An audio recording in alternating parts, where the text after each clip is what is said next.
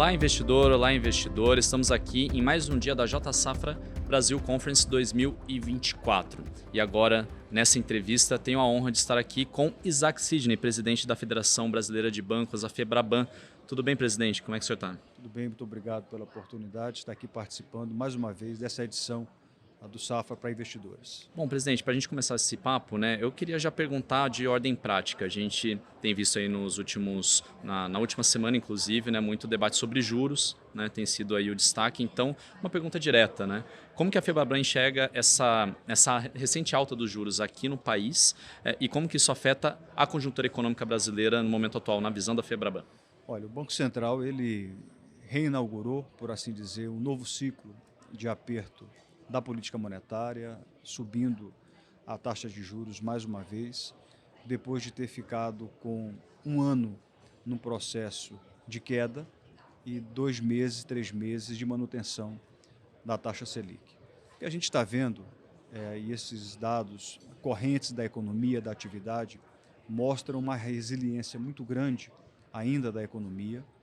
A gente olha o mercado de trabalho, a massa salarial crescendo acima da inflação em torno de 8%, o rendimento médio do trabalhador crescendo acima da inflação praticamente 5%, a taxa de desemprego caminhando para chegar no menor patamar da série histórica, abaixo de 6,7%, o mercado de trabalho impulsionando o consumo, por sua vez, fazendo com que as famílias possam e façam gastos e compras. Tudo isso tem sido um ambiente de pressão inflacionária, sem contar também riscos fiscais que ainda estão sendo percebidos pelos agentes de mercado. Todas essas circunstâncias fizeram com que o Banco Central voltasse a iniciar um processo de aumento da taxa Selic. Particularmente, eu penso que talvez o Banco Central poderia ter esperado um pouco mais, mas é uma decisão técnica. Eu tive a oportunidade de ser diretor do Banco Central entre 2016 e 2018 e posso afiançar que as decisões do Banco Central são sempre muito técnicas, calcadas em dados, não só correntes da economia, da inflação, projeções, mas também um balanço de riscos. Você me pergunta o quanto que isso pode afetar a própria economia. Olha, o ritmo da economia ainda está acelerado, a tração tem sido forte, isso é que praticamente tem levado o Banco Central a ser mais cauteloso na condução da política monetária. Eu acho que o impacto deve ser ainda modesto. Eu não consigo enxergar, ao menos no curto prazo, uma desaceleração brusca da economia. Eu penso que a gente consegue manter a nossa projeção de crescimento do PIB para este ano em torno de 3%. A política monetária tem uma defasagem no tempo para poder produzir seus efeitos e, portanto, para 2024, eu acho que mexe pouco no ponteiro do ritmo da atividade econômica. Vamos ver por quanto tempo vai durar esse ciclo de aperto monetário. Acho que é aí que está a questão, ou seja, a intensidade, se o Banco Central vai manter a magnitude em 0,25, se vai para 0,50 e o tempo que vai perdurar esse ciclo de aperto. Aí sim nós poderíamos estar diante de um cenário com impacto maior na atividade econômica. E ainda falando sobre juros, presidente, aí voltado agora para o mercado de crédito, como que o senhor e a FEBRABAN enxergam o mercado de crédito agora no país com esse ciclo, como o senhor bem mencionou na primeira resposta, a gente tem que analisar ainda por quanto tempo vai perdurar esse ciclo de alta de juros por parte do Banco Central, Então, como que a FEBRABAN enxerga o mercado de crédito nesse segundo semestre e também para o início do ano que vem? Olha, assim como está acontecendo na economia, o mercado de crédito também tem números bastante positivos. Nós estamos crescendo no ritmo acelerado, o saldo, o estoque do crédito no Brasil está crescendo no ritmo de 10,3%, portanto um crescimento de 2 dígitos. Desde a pandemia, eu diria que é o melhor momento do mercado de crédito. Por uma série de razões, nós conseguimos estabilizar os índices de inadimplência das famílias e das empresas. Os juros básicos da economia, a taxa Selic, vinha caindo até o primeiro semestre deste ano. Isso, portanto, trouxe efeitos positivos no mercado de crédito. Além disso, o aumento da renda das famílias, considerando o aquecimento do mercado de trabalho, com o aumento da massa salarial acima da inflação, do rendimento médio do salário acima da inflação. Tudo isso fez com que nós tivéssemos uma situação, um cenário, um ambiente de crédito favorável para que, portanto, o mercado de crédito atingisse esse patamar que atingiu. Dizer o quanto a política monetária ela afeta o mercado de crédito é algo que a gente precisa acompanhar no tempo. O Banco Central só há poucos dias reinaugurou um processo de aumento da taxa Selic. Os juros que norteiam o mercado de crédito são juros de longo prazo, a Selic são juros de curto prazo. Portanto, os juros de longo prazo já estavam num patamar maior e, mesmo assim, os bancos estavam tendo apetite para a concessão de crédito. E esse apetite, tanto para as empresas quanto para as famílias, decorre de alguns fatores, já mencionei alguns deles aqui. O risco de crédito está mais equilibrado, considerando que nós conseguimos diminuir o patamar da inadimplência, considerando que a Selic vinha baixando, que a renda média das famílias aumentou. Então, nossa expectativa é que a gente vai continuar mantendo um ritmo de crédito acelerado, talvez com alguma acomodação, em razão aí, eu diria, do efeito de um novo ciclo de aperto monetário. Mas nossa perspectiva é positiva e acho que dá para a gente terminar 2024 crescendo em 2 dígitos. Perfeito. Bom, e aí, comentando já passando para um assunto que está bem em alta, né, presidente, que é o caso das bets aqui no Brasil.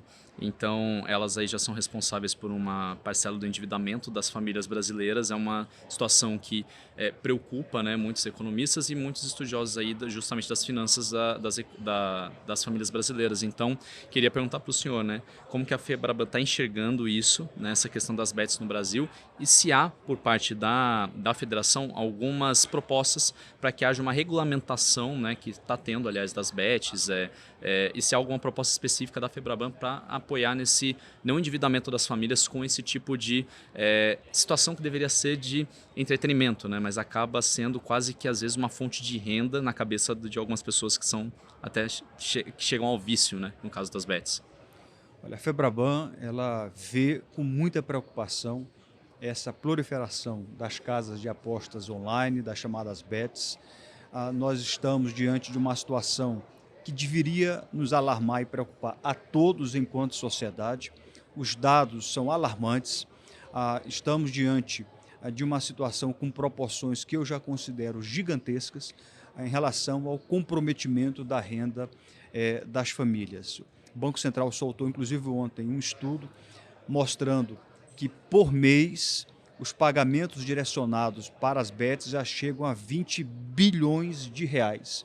Só neste ano, 24 milhões de brasileiros fizeram apostas na internet, chamadas apostas online, e os beneficiários do Bolsa Família, no mês de agosto, já alocaram quase 3 bilhões de reais nas bets.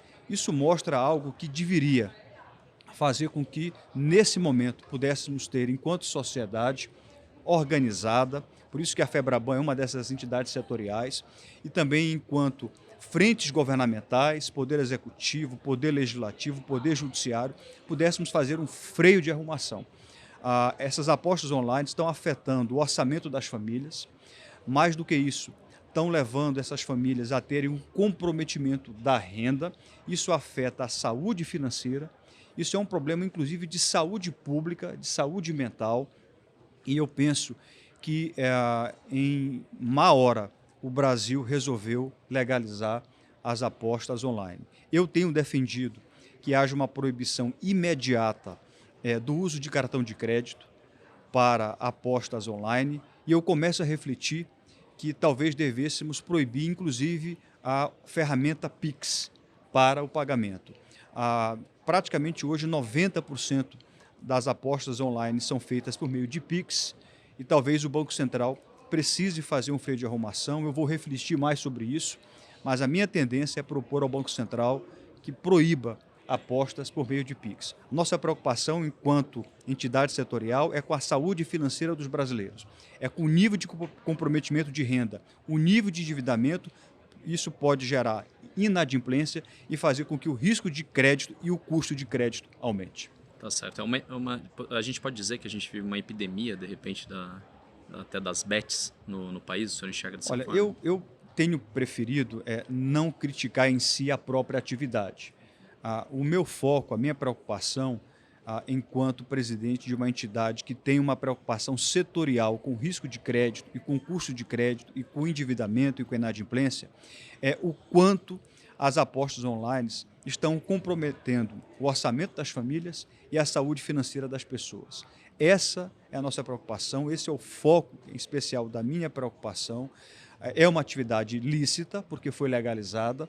Eu penso que o Brasil errou. Quando eu digo Brasil, não estou me referindo a este governo, ao governo anterior que fez a primeira autorização, mas eu acho que o país, enquanto Estado, não se ateve a uma necessidade de estudos dos impactos socioeconômicos dos jogos online. Eu acho que poderíamos fazer um freio de arrumação, se não dar um passo importante atrás, que é proibir, mitigar os riscos de impacto no orçamento das famílias. Tá certo. Bom, presidente, já caminhando para o final mais da nossa conversa, né?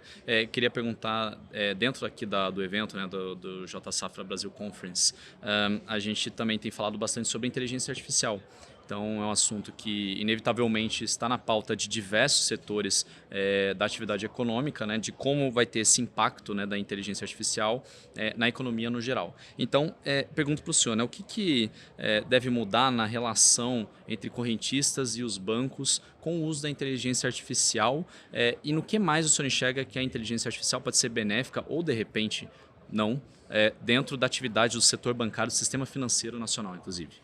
Eu iniciaria dizendo que, sem nenhuma dúvida, a inteligência artificial já faz parte do cotidiano das transações bancárias.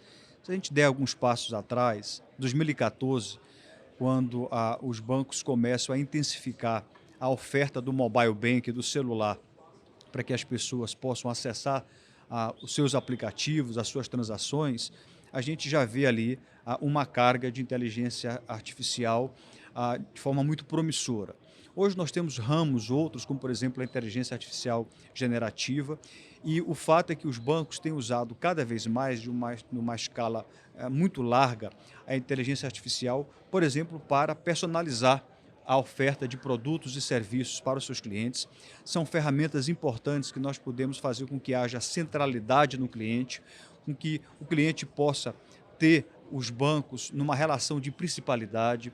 É também algo que nós podemos fazer com que haja cada vez mais ofertas de produtos e serviços financeiros sob medida para os nossos clientes, numa análise de padrões comportamentais. Então temos aí um caminho muito promissor para que a gente possa ofertar, sob medida, produtos e serviços financeiros para os nossos clientes. Também nós usamos a inteligência artificial para segmentação de clientes, para análise de risco de crédito e para algo muito importante, para detecção de fraudes, que é algo que se proliferou no mundo da digitalização, aqui não necessariamente no setor bancário. Então, portanto, a gente enxerga a inteligência artificial como uma poderosa ferramenta para alavancar a oferta, para personalizar a oferta do nosso serviço, para segregar os nossos clientes no mais bom sentido e para fazer com que haja entregas cada vez mais eficientes dos produtos e serviços que os nossos clientes buscam, o que eles desejam e o que eles querem. Maravilha. Bom, presidente, para fechar aqui nosso papo, a gente está caminhando para o final do ano, a gente já falou aqui sobre juros, já falou um pouquinho aqui sobre como isso pode afetar o mercado de crédito, endividamento das famílias. Então, uma pergunta para o senhor, né? A gente pode esperar, de repente, um Natal agora, neste ano, com mais consumo e já aproveitando, né, a partir disso, qual que é a perspectiva que o senhor tem? O senhor já falou, né, que a Febraban espera ali um crescimento em torno de 3% da atividade econômica nesse ano, do PIB. Mas o que a gente pode esperar também aqui para o final do ano, para esse Natal mesmo de consumo e também para o início do próximo ano com relação à inflação a partir do Natal? Olha, nós estamos mantendo a nossa projeção de crescimento para esse ano de 3%, é um crescimento forte, seria o segundo crescimento consecutivo no mesmo patamar. A Selic começa um novo ciclo de aperto.